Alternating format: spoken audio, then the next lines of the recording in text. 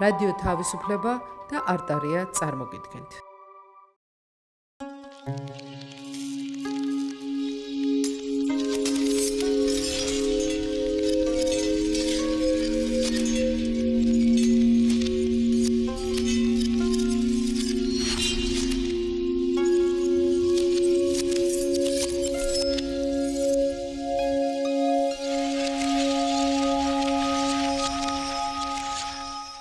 მოგესალმები ძვირფასო მეგობრებო, ეს არის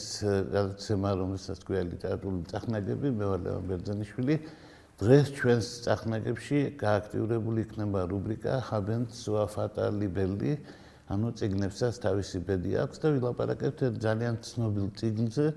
რომელსაც მართლაც რომ თავისი უცნაური და გამორჩეული ბედი აღმოაჩნდა ქართველ მკითხველთან შესახვედრად.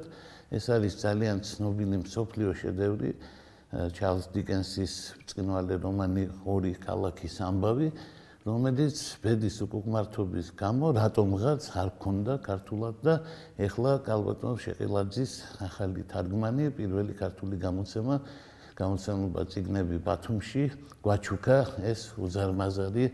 წიგნი და უნდა ვთქვა, რომ ეს არის დიდი გამარჯვება, ასე ვთქვათ, როგორც თარგმნელის, ისე გამოცემლობის. ეს არის გამარჯვება ჩვენი მკითხველისაც და საერთოდ თავისთავად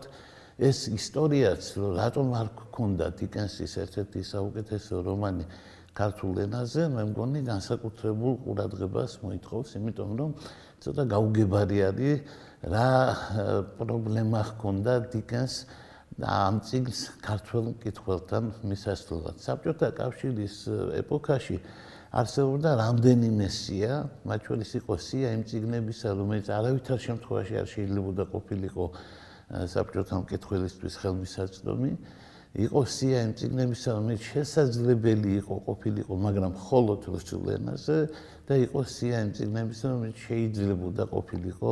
ნაციონალურ ენებზეც, მაგრამ ერთად ქართულ ენებზე. რატომ მოხდა დიკენსი ამ აკრძალვაში და იყო თუ არა აკრძალვაში, თუ უბრალოდ რატომღაც არ ითარგმნა ეს საუკეთესო წიგნი, ვერ გეტყვით, იმიტომ რომ ჩემთვის ეს გაუგებარია.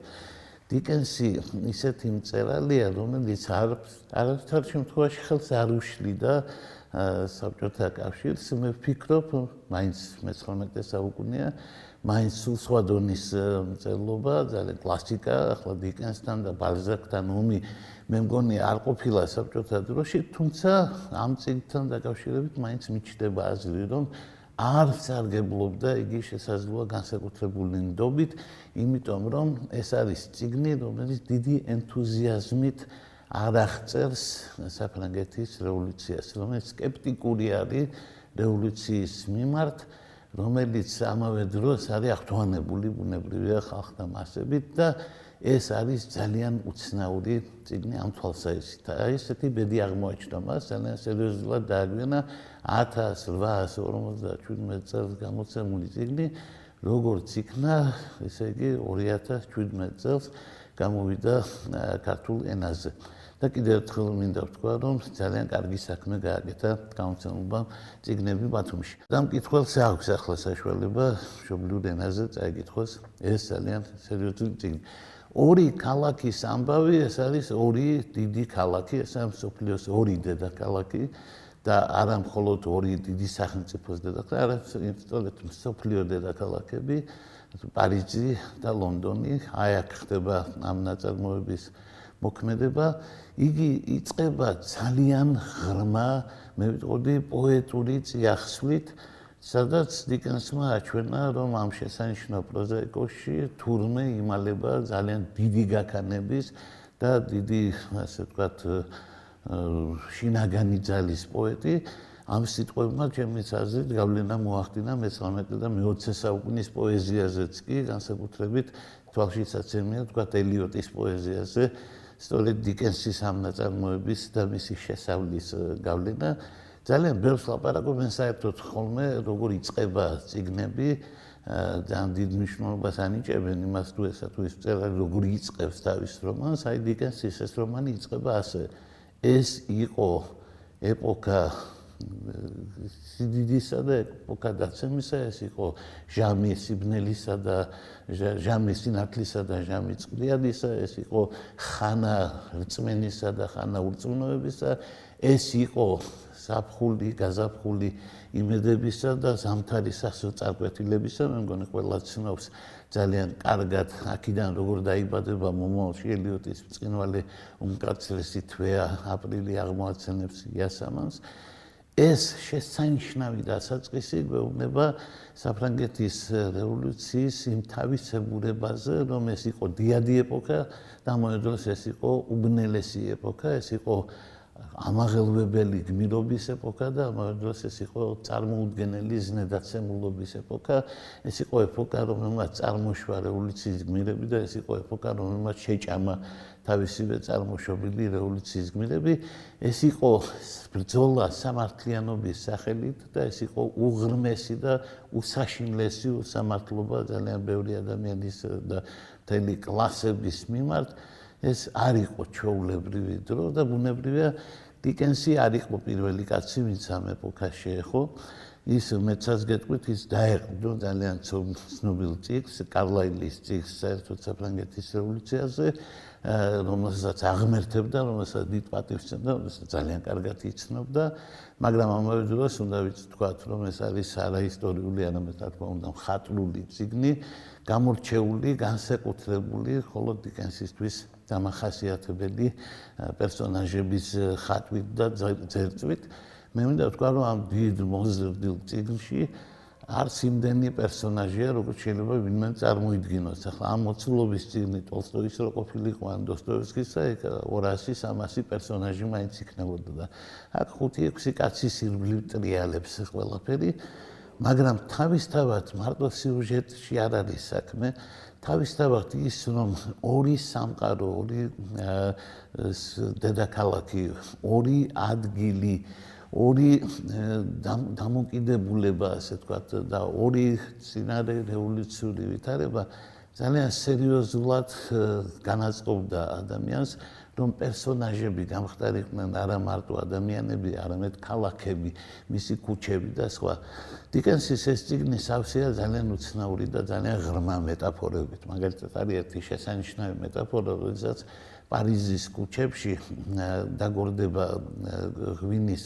კასრი და გასკდება ეს ღვინის კასრი და იქიდან წითელი ღვინო დაიღვრება და ეს იქნება სიმბოლო და ნიშანი იმისა, თუ როგორ დაიღვრება, ასე როგორ წამოვა სისხლის მდინარეები სწორედ ამ ქალაქში და როგორ იქცევა ჩვეულებრივი ფრანგული სახელი, ერთ-ერთი ყველაზე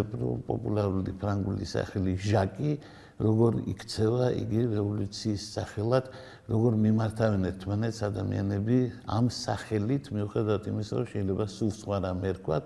და ჟაკი ნიშნავს ამხანაგს, ანუ იმ ადამიანს, რომელსაც ესმის, იმ პატრიოტს, რომელსაც ესმის, რომ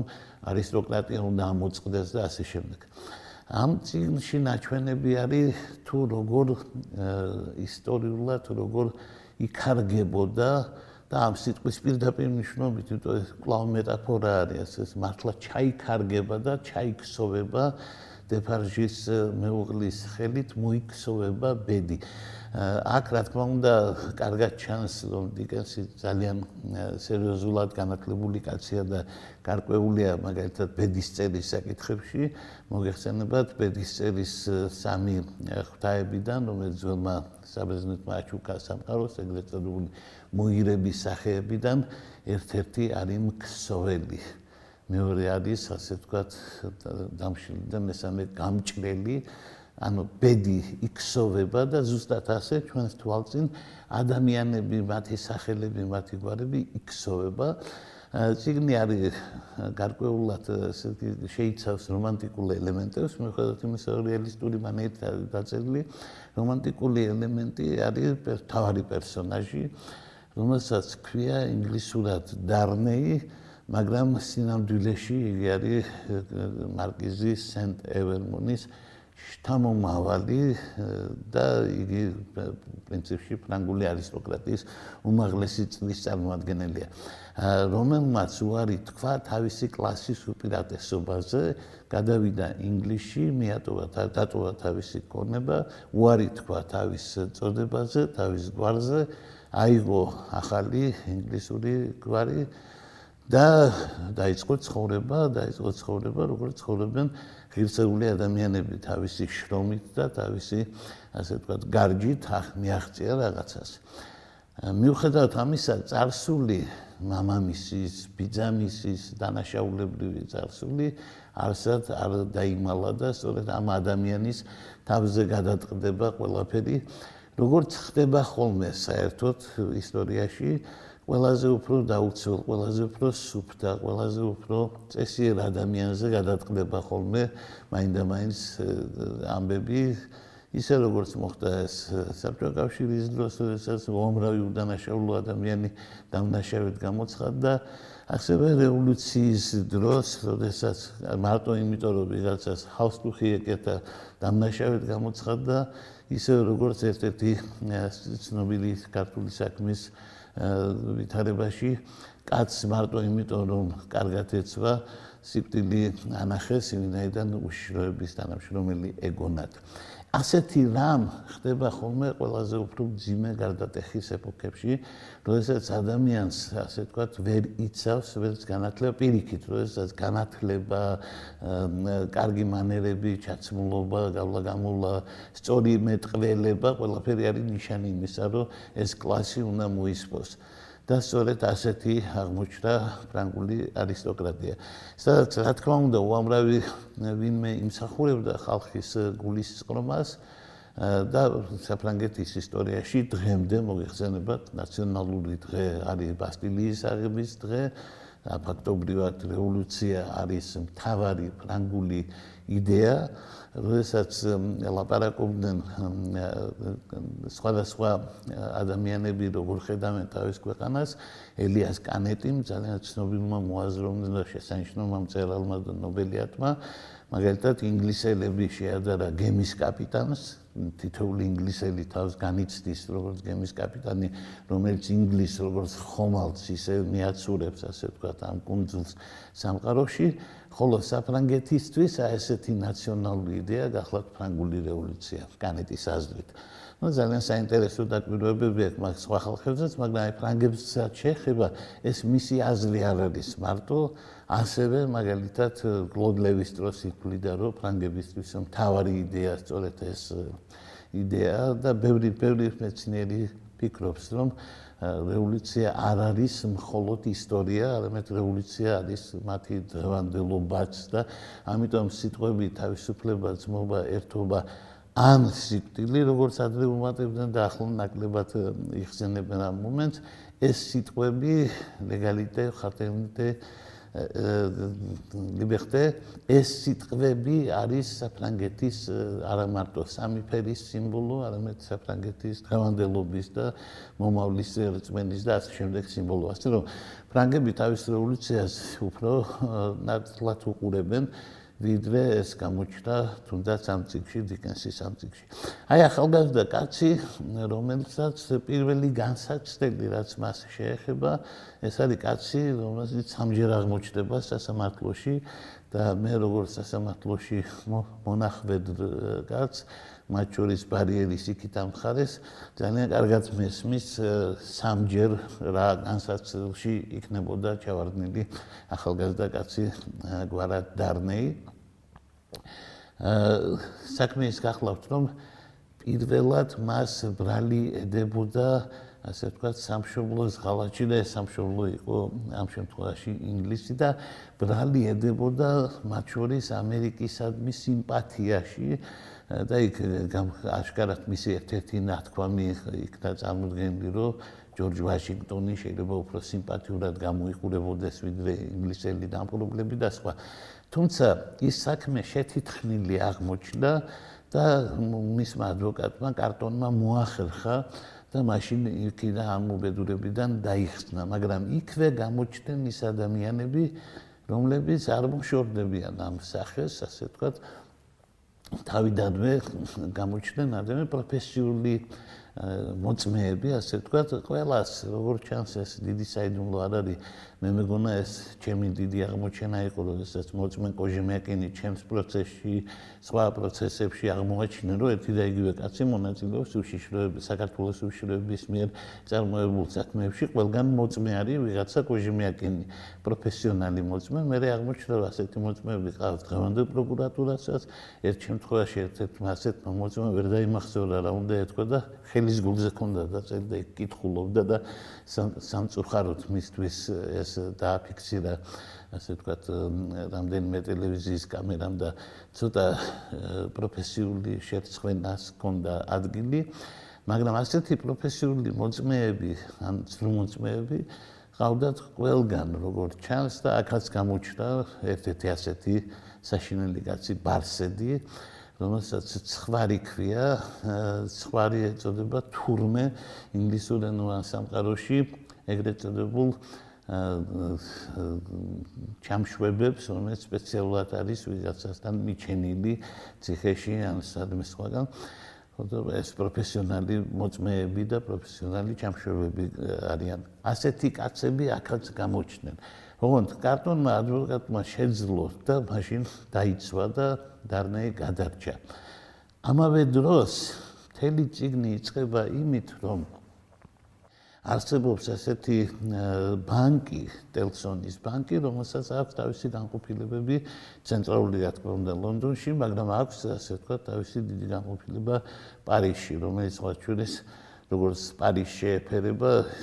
სხვა დონის, უფრო მაღალი დონის შენობაშია და ინგლისში რო ასეთი შენობა ჰქონოდაო, მისი პატრონი აუცილებლად გაკოტრდებოდაო, ამბობს ავტორი, ხოლო საფრანგეთშიც ჰქონდათ განყოფილება და ფრანგული არისტოკრატიის ფული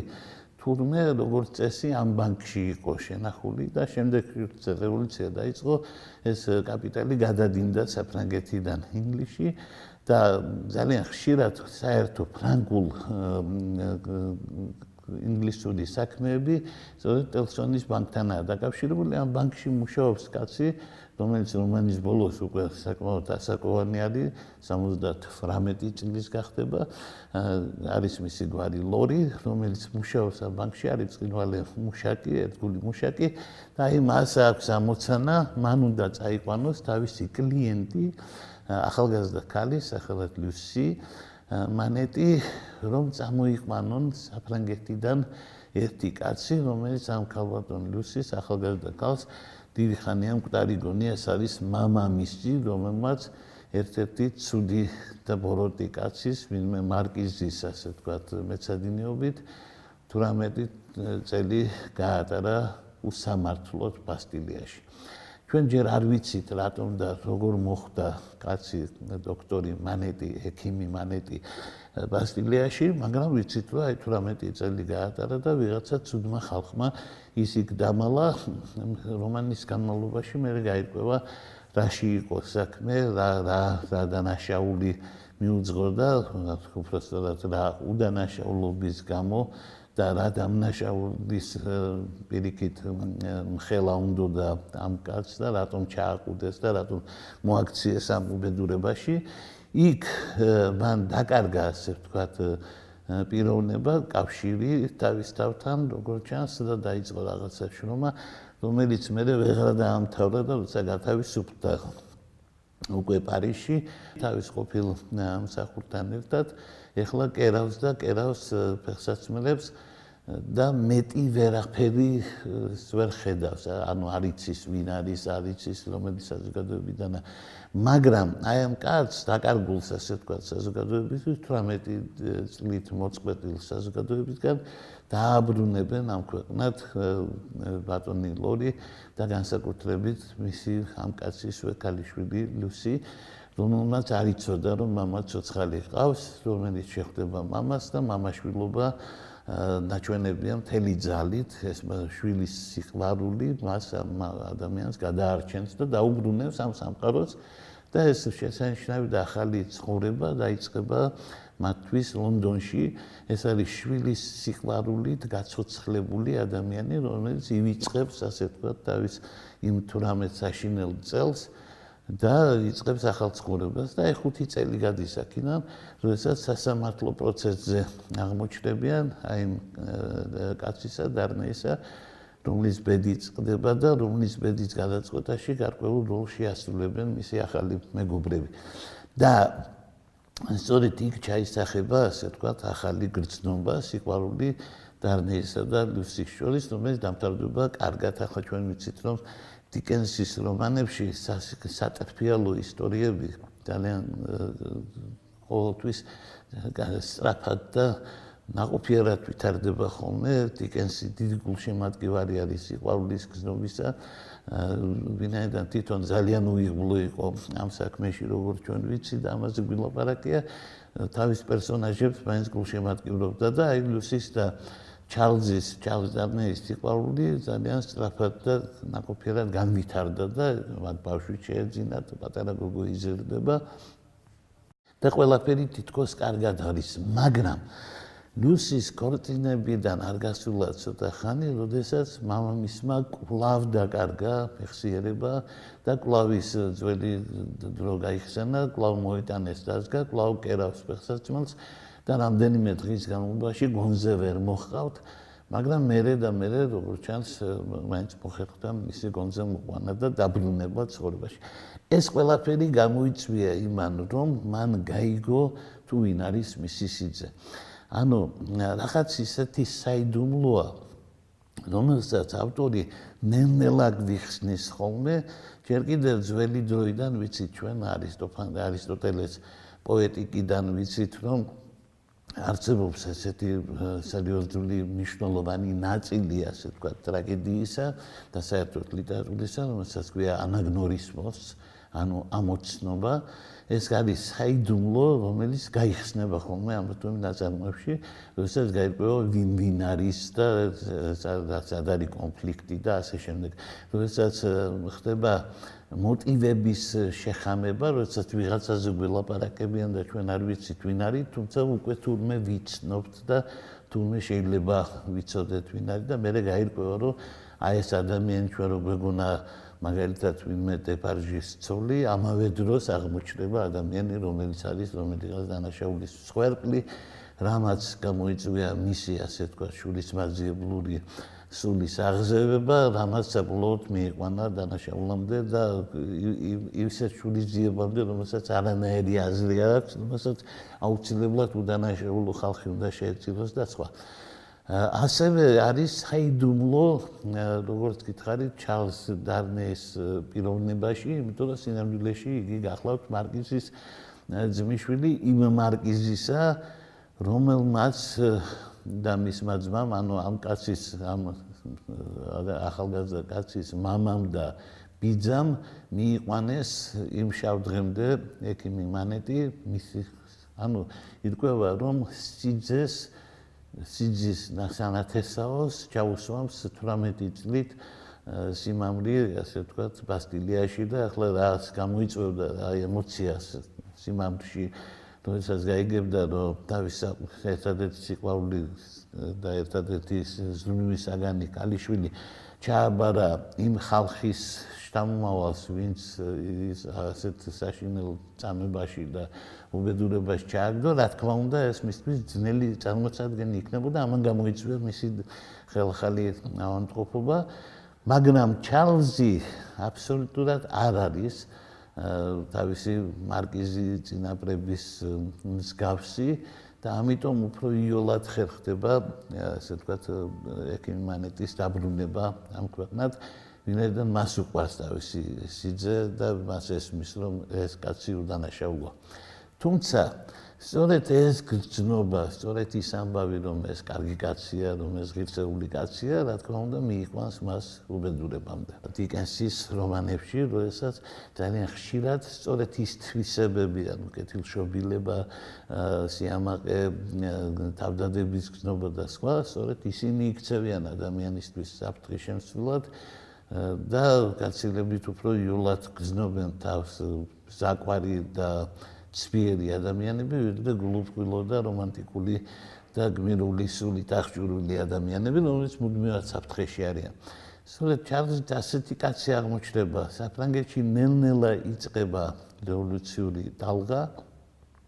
და იწყება, ასე ვთქვათ, არისტოკრატების დამხობა, ჩამოგდება მეფის გასამართლება, სპეციალური კანონების მიღება, რომელიც არისტოკრატიას კანონგარეში აცხადებს, ზღვა სისხლისა იღვრება, კლავენ და კლავენ ადამიანები ერთმანეთს, რევოლუციის სახელით იხოცება მთელი კლასი, გარბის ვისაც შეუძლია, ასე ვთქვათ, საფრანგეთიდან გადააქვთ ქონება, გააქვთ კაპიტალი, როგორც ვთქვით და სხვა და ასეთ ვითარებაში საფრანგეთი არის ცენტრი დანული ქვეყანა, იქიდან გამორბიან და მხოლოდ ერთი კაცისთვის აღმოჩნდება იგი ცენტრისკენული და ვიღაცა წავა მაგ დროს დაიძრება საფრანგეთში. საქმეზე მიდის ბატონი ლორი დელსონის ბანკიდან, მაგრამ ამავე დროს მიიღებს წერილს ჩარლზ დარნეი, რომ მისი საქმეების მმართველი უსამართლოდ უნდა დაიჩაგროს აჯანყებული ხალხის მიერ, რომელიც თავის თავს პატრიოტებს ეძახის და ისე ერთმანეთს ეუბნებიან, მიმართავენ სახელით ჟაკი. პირველი ჟაკი, მეორე ჟაკი, მეხუთე ჟაკი, მე-17 ჟაკი, მე-მილიონე ჟაკი. საფრანგეთი იქცა ჟაკების ქვეყანად. ყოფილი ჩაგრულები ახლა არიან ძალიან სერიოზულად ამხედრებულები. ქალები არიან შეიარაღებულები და ხანჯლებით და დანებით და ნაკრაკლებით და ასე შემდეგ. კაცები არიან შეიარაღებულები, ყველა თავის თავს ეძახის პატრიოტს და ყველას მიაჩნია, რომ ეს საქმე, რევოლუციის საქმე ბოლომდე უნდა მიიყვანოს. განსაკუთრებული აქცენტი არის ღვინით ვაჭარზე, ვინმე დეფარჟზე, რომელიც აი სწორედ იმ ჩვენი ექიმის ერთ-ერთი მსახური იყო ოდესღაც და რომელიც ახლა არის, ასე ვთქვათ, ღვინით ვაჭრობაში და ღვინით ვაჭრობის გარდა თავიდანვე რევოლუციურ ქსელში არის ჩართული არის მისი ცოლი, ჩართული არის ქალი, ამ ცოლის მეგობარი, რომელსაც ქვია შურისძიება, ჩართული არიან სხვა ადამიანები, ჟაკები, რომლებიც ერთმანეთს უყვებიან სად რა და როგორ უნდა მოხდეს და გამოჭრილი ყავთ ეს მსხვერპლი, რომელსაც მიიყვანენ ხოლმე და სწრაფად გაასამართლებენ და მისცემენ ხოლმე ხალხს და ხანდახან სასამართლოს გარეშეც ის რამდენი გამანათებელი ბოძიც არის პარიზში, იმდენი კაცი ჩამოკიდეს და საერთოდ უამრავი ადამიანი იღუპება, ამავე დროს ექიმ გილიოტენის აღმოჩენა, გილიოტინა, მადამ გილიოტინა, კბილებიანი საყვარელი ქალი, ბევრი მეტაფორა აქვს და ბევრი სასიყვარულო მოსაფერებელი სიტყვით მოიხსენიება ეს სიკვდილის მანქანა, რომელიც მუშაობს და რომელსაც შეუძლია გაზარდოს თავისი რიცხვი, მაგალითად ერთ დღეში 52 თავი მოჭრას და ამავდროულად. ამ ვითარებაში საფრანგეთში არავინ არ უნდა წავიდეს, მაგრამ ისეთი ღირსეული კაცია ჩარლზ დარნეი, რომ წერილს რომ მიიღებს და ის კაცი ითხოვს დახმარებას, მან ჩათვალა, რომ ამ დახმარების გაწევა შეუძლია. მას რომ ვითარებას ცოდნოდა, შეიძლება ცოტა ფეხი აერთლია, მაგრამ მე არ მგონია მაინც ეს კაცი მაინც იქ აღმოჩნდებოდა, ბოლოს იქ აღმოჩნდა თუ არა, იმ წელს დააპატიმრეს, იმიტომ რომ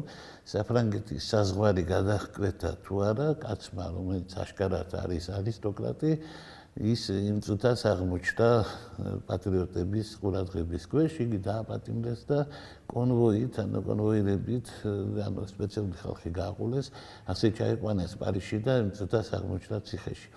როგორც კი ის აღმოჩნდა ციხეში, მისი ოჯახი წავიდა მის დასახმარებლად. ახლა, რა თქმა უნდა, როდესაც ლაპარაკი ამოდენა წიგნზე, რამდენიც უნდა ვილაპარაკოთ ჩვენ და როგორც უნდა გადმოვცეთ მისი შინაარსი, რა თქმა უნდა,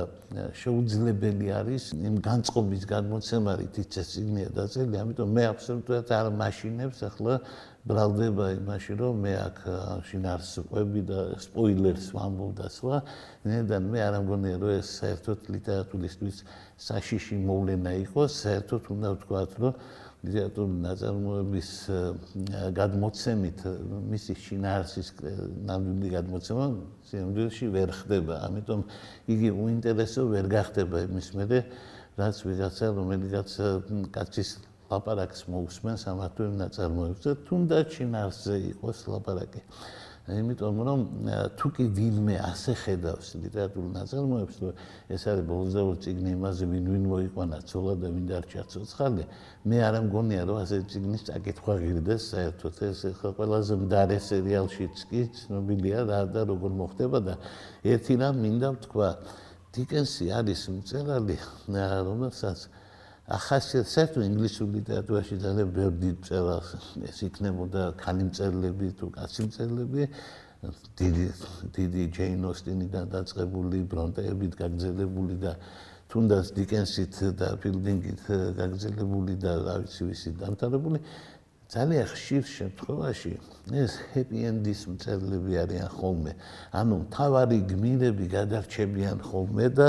ამიტომ აქ სპოილერი ძალიან ნაკლებად არის საიმედო. ახლა ფრანგული და რუსული ლიტერატურა რო იყოს, იცით რომ აუცილებლად მოკვდება ვიღაცა, მაგრამ ამ შემთხვევაში ასე არ არის აუცილებელი. ეს წიგნი კი გამონაკლისი გახლავთ და ახლა ყველაზე მთავარს მე რა თქმა უნდა სწორედ არ ვიტყვი, ეს წიგნი იმაზე არის, რომ მთავარი გმირი კი გადარჩება, მაგრამ გადარჩება რაღაცის ფასად და ეს ფასი არის სწორედ ამ წიგნის მთავარი ღირსება. საერთოდ წიგნი დიკენსმა ეს წიგნი ორი ქალაქის ამბავი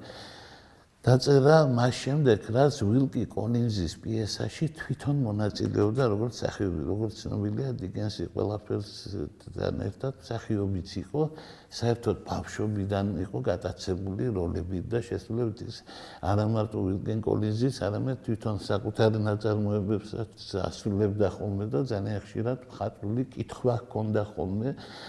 და თავისი ძალიან უყვარდა საექსის როლის შესრულება მაგალითად და ბევრჯერ შეუსრულებია და ბრწყინვალე მსახიობი იყო ამავე დროს, პროფესიულ თეატრში გამოდიოდა ხოლმე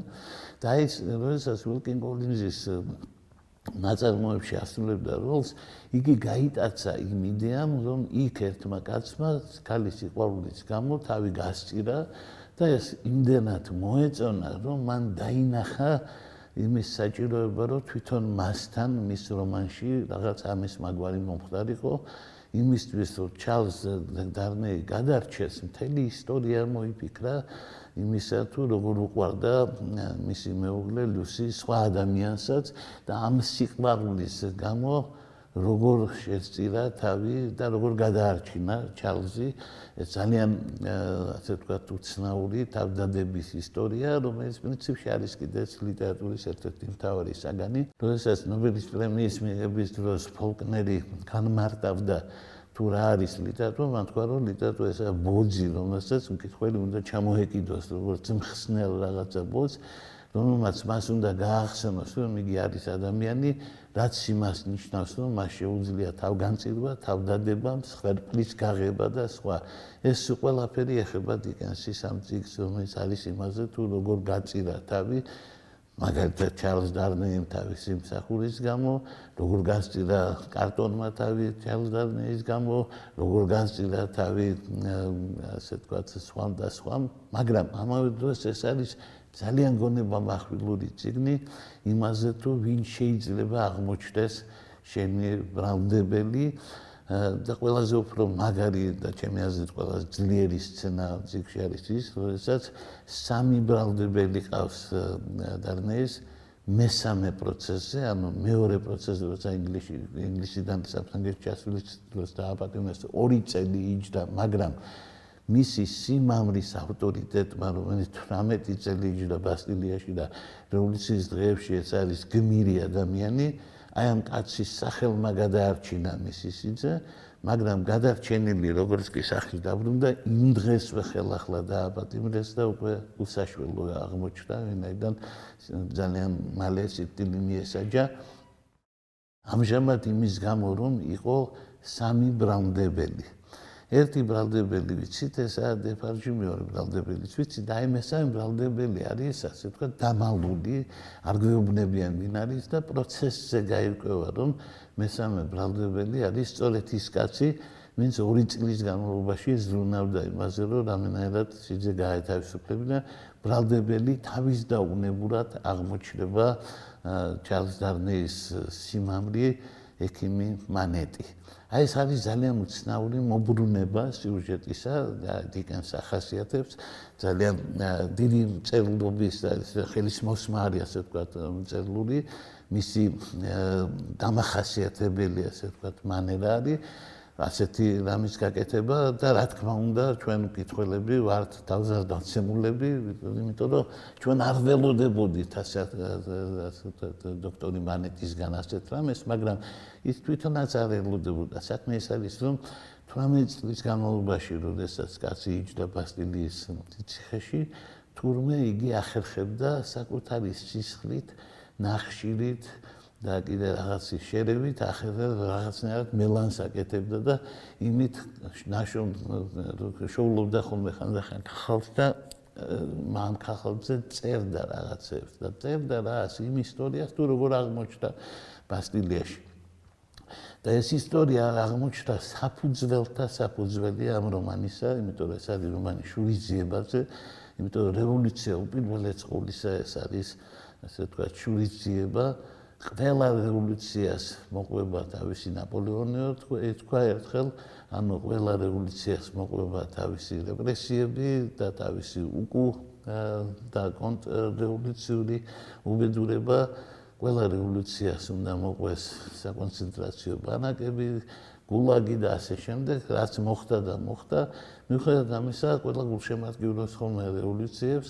ვინაიდან ყველას გონია რომ მათი რევოლუცია იქნება სუფთა და მას სორტლი არავითარ შემთხვევაში არ მოყვება სინამდვილე ასეთი არ იყო და იქ აღწერილი არის ის დანაშაული რისი მოწმეობის გამოც დოქტორი მანეტი თავის დროზე აღმოჩნდა ციხეში ეს არის ჩვეულებრივი დანაშაული იმ კლასისგან რომელსაც შეუძლია თქვა პარიზში გაიგრიალოს და 100 კილომეტრის სიჩქარით